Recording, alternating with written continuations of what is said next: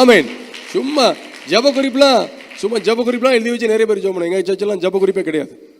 வெள்ளிக்கிழமை உபவாச ஜபத்துலையும் ஜப குறிப்பு கிடையாது, எந்த ஜபத்துலையும் ஜப குறிப்பு கிடையாது. வந்து முழங்கால் போடணும், அந்நிய பாஷையிலேயே 1 மணி நேரம் ஜபிக்கணும். ஆவியானவர் என்ன கொடுக்குறாரோ அதுதான் ஜப குறிப்பு. ஏன்னா இதை தாரும் அதை தாரும் தந்துருவார். அப்புறம் தந்தவர் என்ன பண்ணுவேன், வேற ஒன்று கேட்பேன். அப்புறம் அது தந்தவொடனே இன்னொன்று கேட்பேன். ஏன்னா இதை சொல்லி கேட்பேன். வரேன் ஏற்கனவே கொடுத்தீர், மறுபடியும் கொடுப்பேன். ஆண்டவர் கொடுத்துட்டு தான் இருக்கிறார்.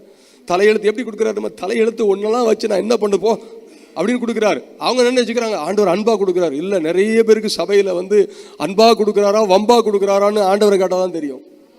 ஆனால் சொல்லுவோம், எனக்கு கத்தர் ஜோமுன்னம்னு வச்சுக்கங்களேன், உடனே செஞ்சிருவார். எப்படி செஞ்சார் அதை சொல்லுங்க. முதல்ல அன்புலேருந்து கொடுத்தாரா, தலையெழுத்துன்னு கொடுத்தாரா, இதெல்லாம் வச்சு மேய்க்க வேண்டிக்கு போகிறோம். உன்னை போய் நான் ரசித்தரேன். ஆண்டவரை பற்றி ஒரு பேட்டி எடுத்தோன்னு வச்சுங்களேன். இப்போ நிறைய பேட்டிகள்லாம் டிவியிலலாம் அந்த யூடியூப்லாம் எடுத்து போடுறாங்க. இயேசு கிறிஸ்துவ ஒரு பேட்டி எடுக்கிறதுக்கு அவர் நேரடியாக வந்து அல்லது பரிசுத்தாவை நேரடியாக வந்து ஒரு பேட்டி கொடுத்தாருன்னா அவர் ஒரே ஒரு பதில் சொல்கிறார், இந்த உலகத்தில் உள்ள ரட்சித்த மக்களுக்கு நான் செய்கிற நன்மைகளை வாங்கிட்டு அவ்வளோ பேர் ஏமாத்துறான் அந்த பயிலுங்க.